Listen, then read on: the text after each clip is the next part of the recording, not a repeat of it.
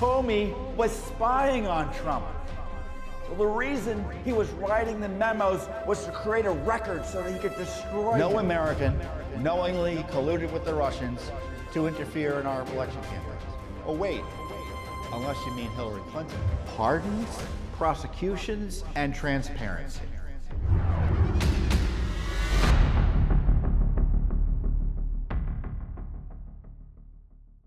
Hey everyone, Judicial Watch President Tom Fitton here with our latest weekly update. Thanks for joining us this week. It's been a sad week. We've lost the great Rush Limbaugh. I guess I'll share a few words about that. We have two new major lawsuits, one about BLM, critical race theory, racialist propaganda in a classroom, and the punishment a parent suffered after his complaining about it. Plus, Judicial Watch wants to know what Nancy Pelosi and Chuck Schumer are hiding from you, the American people, about the Capitol Hill riot on January 6th. An important discussion this week. And I'm particularly angry this week because I'm hungry. So when I'm hungry, watch out. I'm sure a lot of you watching know what I mean. First up is the sad passing of Rush Limbaugh. He was a fan of Judicial Watch, as were many other patriots and serious journalists who are concerned about what our government is up to. More importantly, Rush Limbaugh was a leader, and he did more than probably he did as much as any other American, let's put it this way, to educate Americans about conservatism and the freedom it protects. And his leadership was essential to helping preserve and protect our American republic. And I didn't listen to him as much as I would have liked to. And when I would listen to him, I was always struck by someone who was his brilliance in terms of being able to take breaking news and distill it and explain its importance in terms of what's really happening politically and from a principled conservative perspective. And for him to do that off the cuff for day after day, 3 hours a day, is just remarkable. And when he talked about talent being on loan from God, he was a great example of the talent that God gives us, right? In terms of being able to articulate our beliefs and protect the godly principles that Mr. Limbaugh tried to protect. And his ability to communicate was really second to few. I don't want to overstate it in certainly modern American life in terms of discussing public policy. And as I said, to hear him talk with directness, humor, insight on breaking news and just how many of you tuned into Rush just to say, what should I be thinking about this story? I don't have time to think it through, but Rush can. And I tell you, what a remarkable person he was in that regard. I mean, I talk a lot. Sometimes I can barely get words out about things I'm following for years for Judicial Watch, and he could do things off the cuff that, as I said, were just remarkable. So it's a sad occasion, his passing. He was a great patriot, and thank God President Trump had the foresight and was brave enough, because the establishment hated Rush, to award him the Medal of Freedom. That was a well-timed and well-deserved, and I'm glad at least he was able to enjoy that celebration of his work and his life just before he passed away. So bad news for the Republic with the passing of Rush Limbaugh, but it's up to all of us also, though, to keep on communicating and defending American freedom and constitutional values.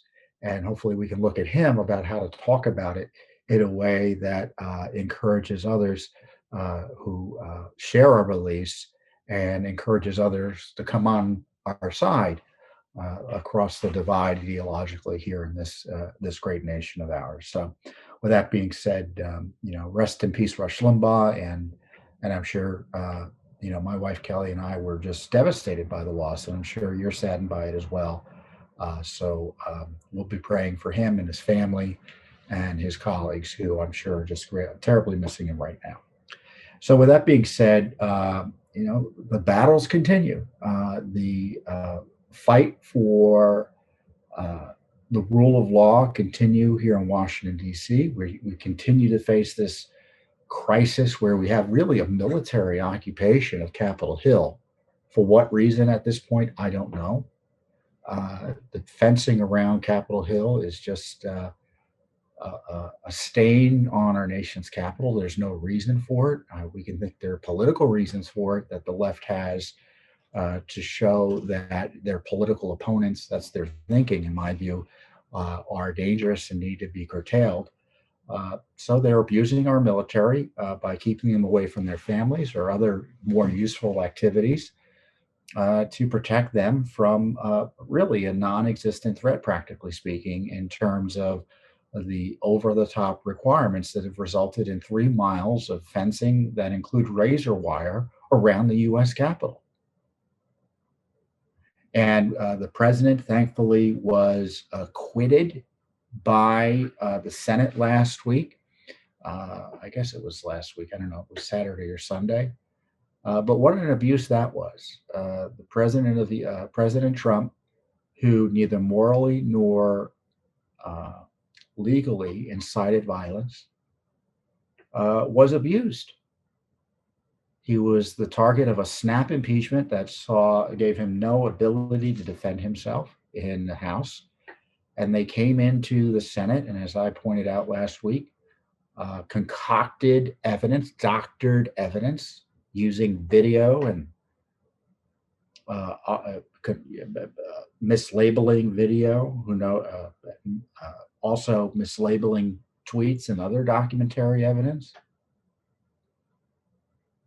So it was an abuse of the president's due process rights. Now I know it's it's impeachment. It's a trial of the Senate, so the constitutional rights don't apply. We're being told by the left, who supposedly supports civil liberties. Of course, that's not the case.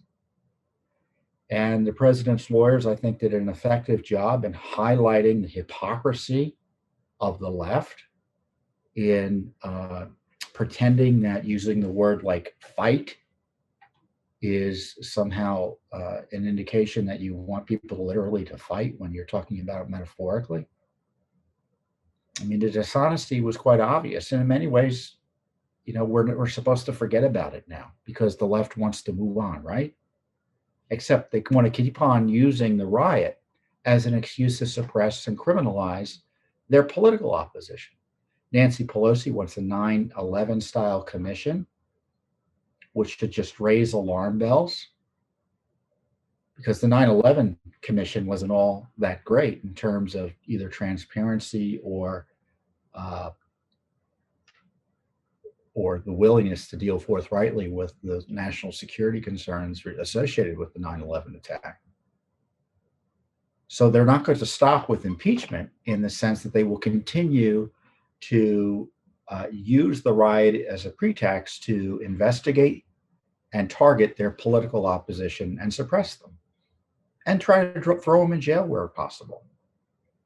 Mitch McConnell, his statement after he voted to acquit President Trump was horrible. He basically said, I agree with the left that wants to target President Trump. I agree with the left that wants to target supporters of President Trump and those who are concerned about election integrity by suggesting what they said and did knowingly and foreseeably incited violence. So, this is a bipartisan threat we face, those of us who are concerned about free speech and free elections. There are members of both political parties who don't like what we say and are happy to see it suppressed. And along those lines, who needs a commission when you got Judicial Watch? Who can you trust? You can trust Judicial Watch. And along those lines, Judicial Watch has filed it's not a Freedom of Information Act lawsuit, but it's an open records lawsuit against the Capitol Police for records of the emails and videos of the related to the attack. Now, conveniently, Congress exempts itself from the Freedom of Information Act, so we're suing under the common law right of access to public records.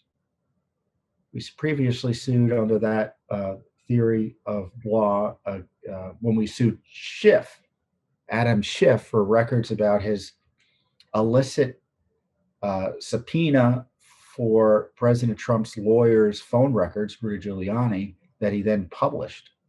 Complete abuse of power, probably illegal. So we want the records, and we're in federal court now to try to get the records. And we asked for the records from the Capitol Police, and we asked specifically for email communications. I'm going to read you what we asked for, so you know what Judicial Watch is doing. You know, it's not just me getting up and coming over here and talking and yapping, and talking about how angry I am because I'm hungry. We got staff and investigators and lawyers that work hard to try to get this information out and have to figure out ways to investigate and litigate against the most powerful government in the history of man.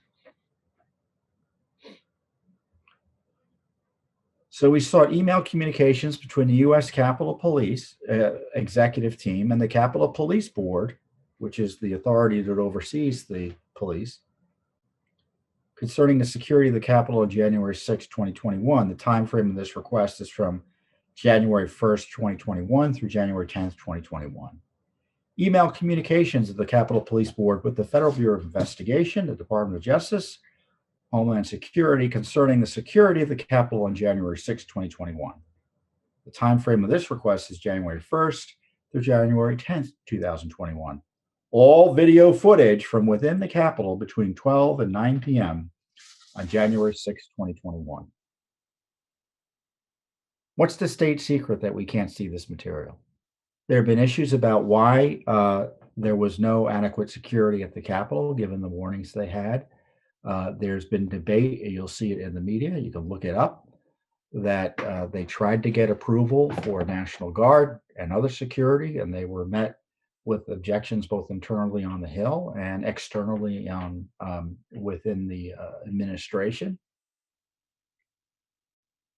What was going on? What intelligence were they getting? Was the FBI telling them? The FBI supposedly knew something was up. Did they tell the Capitol Police?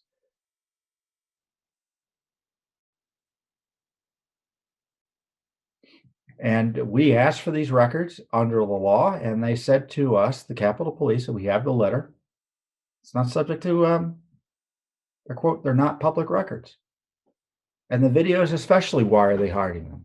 You saw the impeachment power, the impeachment managers, the partisan politicians who are trying to abuse President Trump in the Senate, use these videos for their own political devices.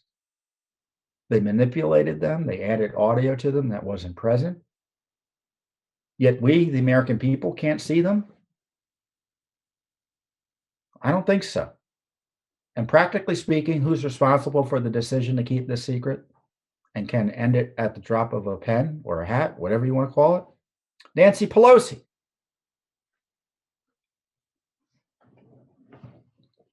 Chuck Schumer.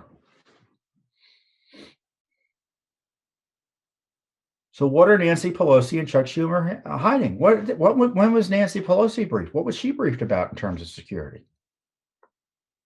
Are you curious about that? I am.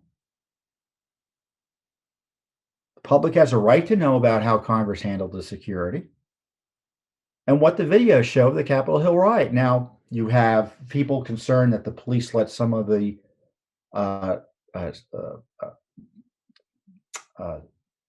rioters in, or just let some people in who weren't rioting, but just let them into the Capitol, like contrary to the rules. And other video is going to show violence and, other upsetting activity. But we have a right to see it, don't you think? Hundreds of Americans are being prosecuted about what went on here. As I said earlier, our national capital, the U.S. Capitol, is under military occupation. thousands of troops there indefinitely at this point.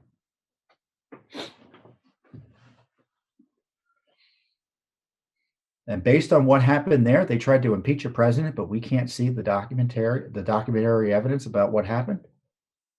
We got to wait for a commission. And even then, that's not a guarantee of transparency and disclosure. So this is what Judicial Watch is doing. We have a FOIA, we have FOIAs on the outside agencies, and we have this lawsuit against Congress, the Capitol Police.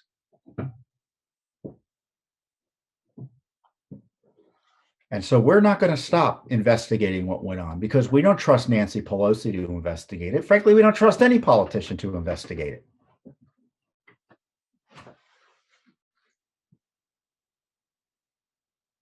And in my experience, when they don't want to turn over information that easily can be turned over, it means they have something to hide. And so we'll see what the federal courts do. But this is why you support Judicial Watch, because this is the type of litigation that the media doesn't want to do. Congress is completely, obviously opposed to this. We're suing the Capitol Police, which is a branch of Congress. So we're coming in. We're doing the heavy lifting here to get information out about this this breach, this disturbance that's being used to justify the targeting of 75 million Americans.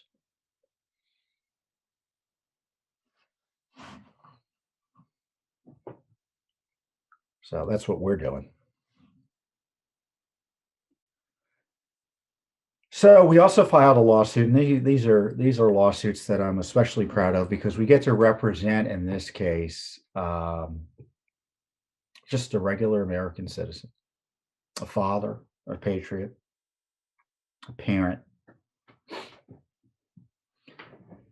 It's David Flynn. He was a coach for Dedham High School in Massachusetts, and his football coach.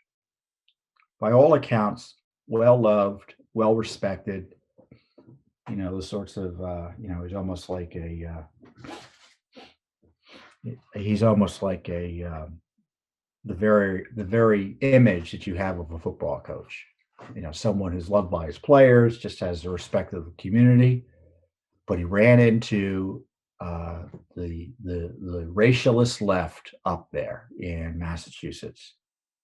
And we filed a federal lawsuit on his behalf because he was fired after objecting to the race-based propaganda, BLM, critical race theory propaganda that was being taught his 7th grade daughter.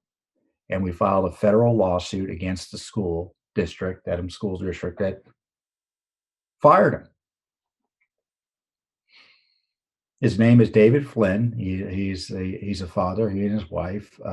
They have among their family. They had a child in 7th grade, and he had been a football coach for Dedham High School, I think, for 10 plus years.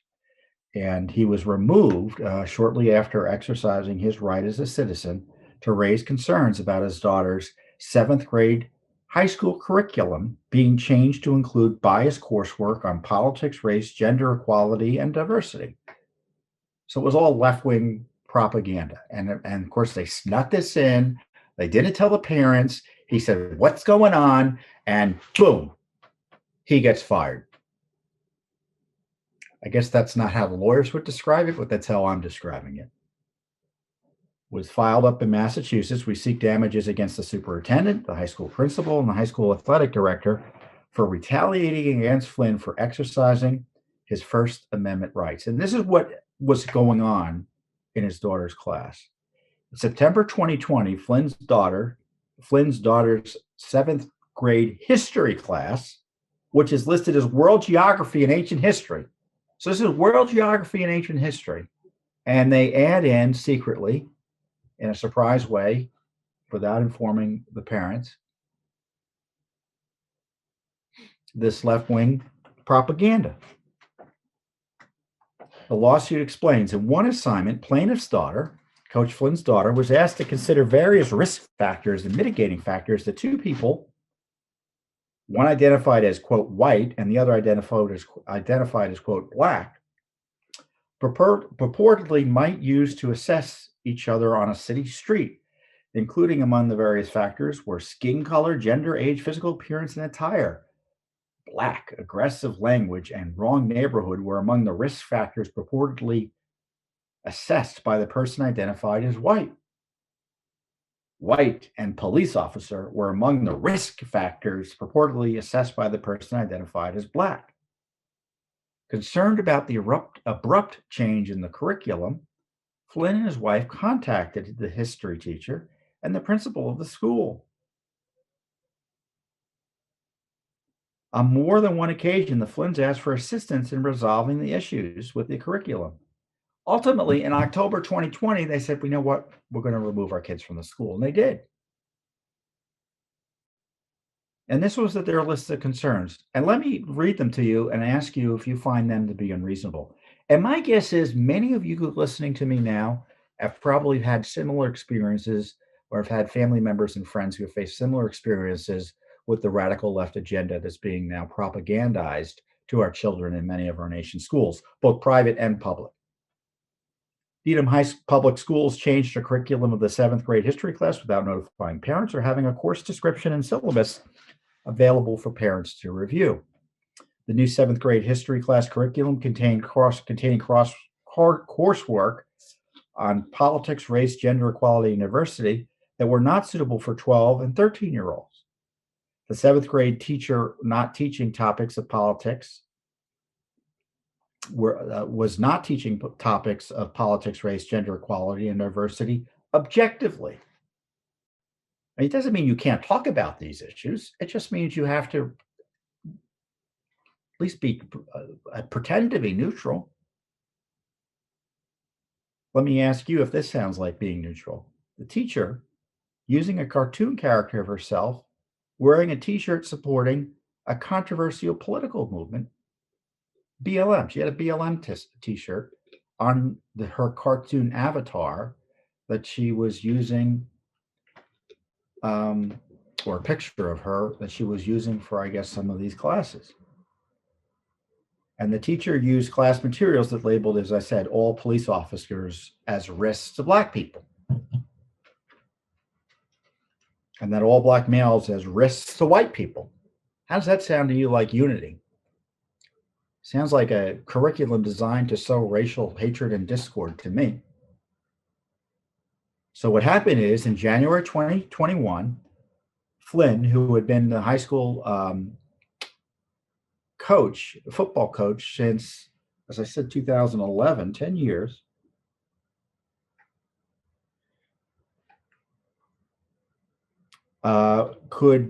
was called into the office of the leadership of the school district and handed Flynn one of his emails complaining about this and said, "What are we going to do about this?"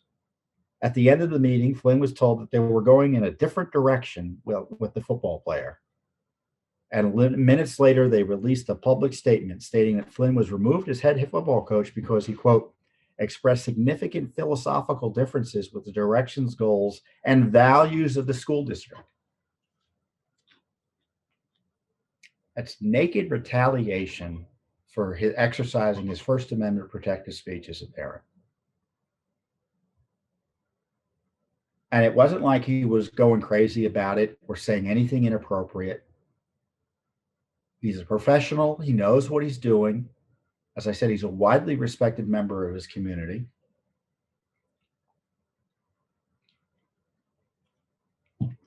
This is the way he would talk in his emails. And this is the quote. "The superintendent has had the opportunity to make sure the Dedham school teachers conduct themselves as professionals and to teach the courses objectively and without biased opinions. He chose not to. I believe that the real men and women in the world are the ones who have the ability to compromise, especially in extremely controversial situations. Compromise allows people to experience life as a team. This is where unity brings individual pride together and relationships begin to strengthen. I believe all relationships are based on compromise." Does that sound to you like someone who you think should be fired from a high school football team? It sounds to me like he should be in a leadership position in the school district, frankly, given his approach. But that's the sort of language that got him fired. Really inappropriate. The superintendent was not willing to compromise. I explained to him that if the teacher teaches the course objectively and removes the BLM logo, the Black Lives Matter logo, from the class, people will soon get over the fact that the class was purposely created without notifying parents, without having a visible course curriculum, syllabus, and learning objective. Apparently, it does not mean much to him that the Dedham public school system is losing two wonderful students, his kids that he took out, he and his wife took out. So Judicial Watch asked that the court award him damages. There have been several rallies that have been held by current and former students since he was fired. One former football player who had Coach Flynn as a coach said, everyone loves Coach. He gets kids to play football. Coach Flynn is an awesome guy, and we're all devastated that they fired him. So as I say in my quote, cancel culture has come to the football field. Coach Flynn was fired for exercising his constitutional rights to object to, as a citizen and a father, to an extremist and racially inflammatory school curriculum in his child's history class. So we just filed the lawsuit this week. We're represented by a local attorney, Andrew Coulter of Leominster, Massachusetts. So I appreciate his help in this regard. So we got a legal team here in Washington, D.C. We've got our local counsel up in Massachusetts, and we got the support, obviously, of the community there. We'll see what the courts do. And I hope the school district does the right thing here. Legally, I'm not sure what that's going to be because we're in the middle of a lawsuit, but there's been a lot of public attention to this since we brought it up. But this is a big issue. This critical race theory is fundamentally Marxist and communist. It should not be taught in the schools in the way that it's being taught here, in the least. It's racialist. It attacks and categorizes people based on race. I mean, when I say the left does not believe in racial equality. They don't. They say they oppose racial discrimination, but they don't. You see this in this type of curriculum. And this is just the tip of the iceberg. I don't need to tell you. It goes on in our government, this type of training. It goes in our corporations, this type of training. It's only accelerated because of the refusal of our cultural class and our economic and political leadership to stand up to the Black Lives Matter movement.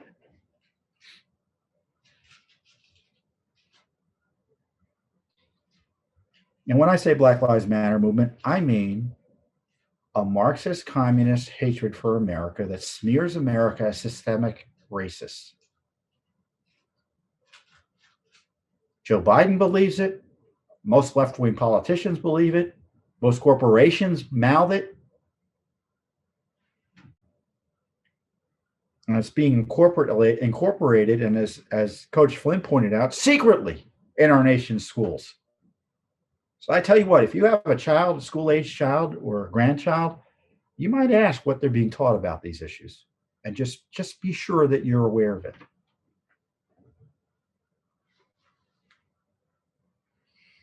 Leftist indoctrination is permeating our schools, and it's not just public schools.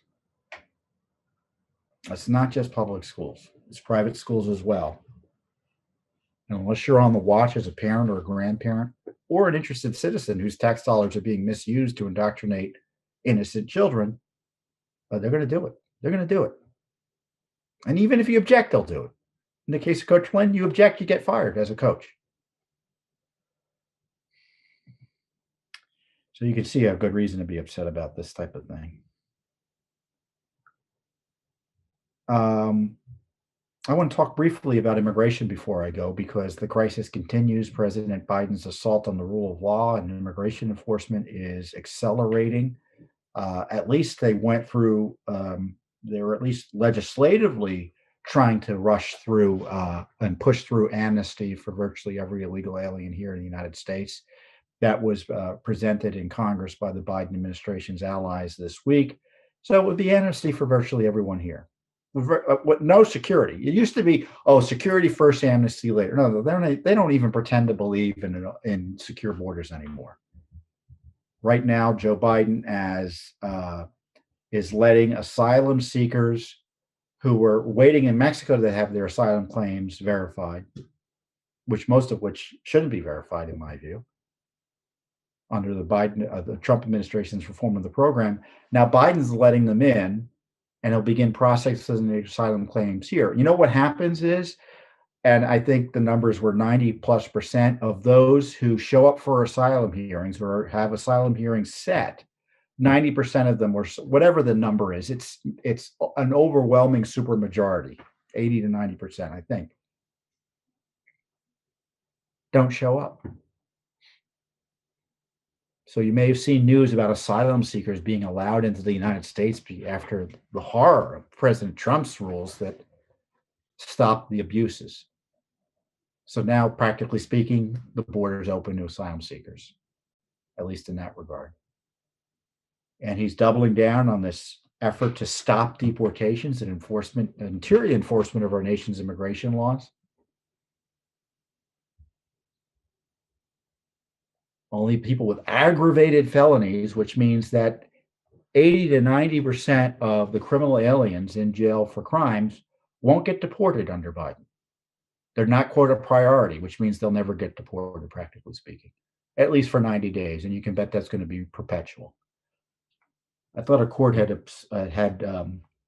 stopped that enforcement, lack of enforcement. I'm not sure how this new plan works. It's just a variation of the old plan they had, which was 2 or 3 weeks ago. But they're not going to slow down.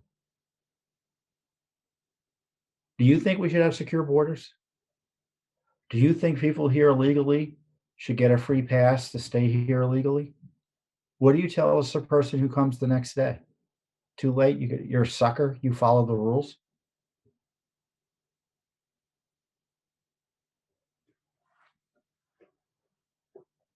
And the children that they supposedly were concerned about, by opening up the borders and making them more secure, they will encourage more drug trafficking and human trafficking that involves children.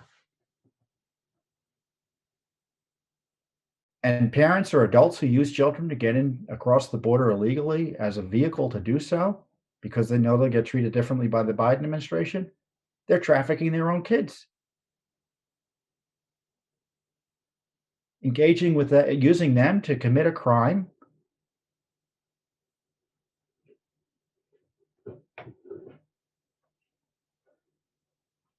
Potentially in the hopes of getting to stay here permanently. And can you blame them? Because what's the consequence? The consequence is, if the Biden policies are affected, there will be no consequence.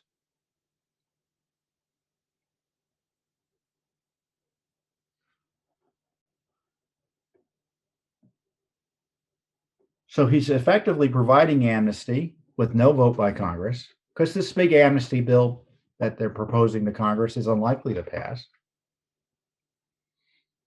You know what I think is remarkable, and I've made this observation before, but I haven't recently, and I think it's worth repeating. I think one of the biggest political stories of, I think, the last 20 years is the failure of Congress to pass amnesty, despite the overwhelming desire of the business and political establishment to get it passed. It shows you how unpopular it is that Congress, which was nothing more than to pass amnesty, can't get it passed. It's because the voters don't support it. And I mean voters, I mean Democrat and Republican voters don't support amnesty. Otherwise, it would have been passed. And I think it's remarkable it hasn't been passed. And frankly, it should hearten you that it hasn't been passed. That's why Obama had to use his backdoor amnesty schemes, and that's why Biden's been doing it.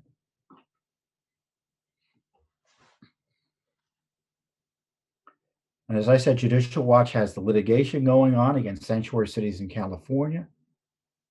Freedom of Information Act request out there now on Biden's efforts to undermine immigration law, and more is coming. So Judicial Watch is going to stand on the wall, get up there and defend the rule of law. And I encourage you to let your elected officials know what you feel, how you feel about this immigration issue. Because there's a big push from the media, a big push from the Biden administration. And believe me, there are more than a few Republicans, as I said, the Chamber of Commerce, U.S. Chamber of Commerce, and some other major Republicans who would like nothing more than to push amnesty. And I have this odd approach to immigration reform. It's an old-fashioned approach to immigration reform. Enforce the rule of law. Trump understood that.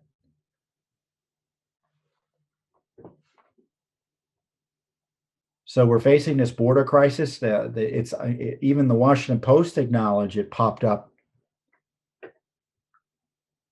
It's getting worse and worse on the border thanks to Biden's policies. You know, and buried in the story, they talk about, well, they're picking up all these extra legal immigrants, which shows you there's increased activity. And they said that doesn't even count the 1,000 people or so that those folks picking up law enforcement see walk across the border, but they can't get to.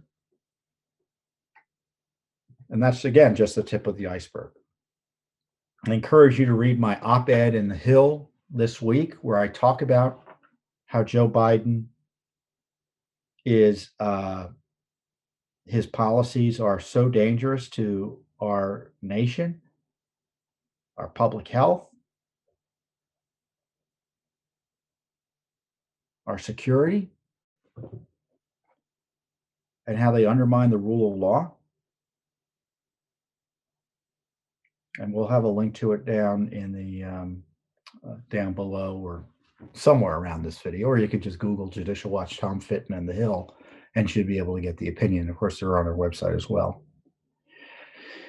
So there's a lot of work to be done, and Judicial Watch is stepping up to do it. We have new lawsuits, new investigations, and we're continuing to push for truth, justice, and the American way. So thank you very much for your support, and we'll be here next week on the Judicial Watch Weekly Update.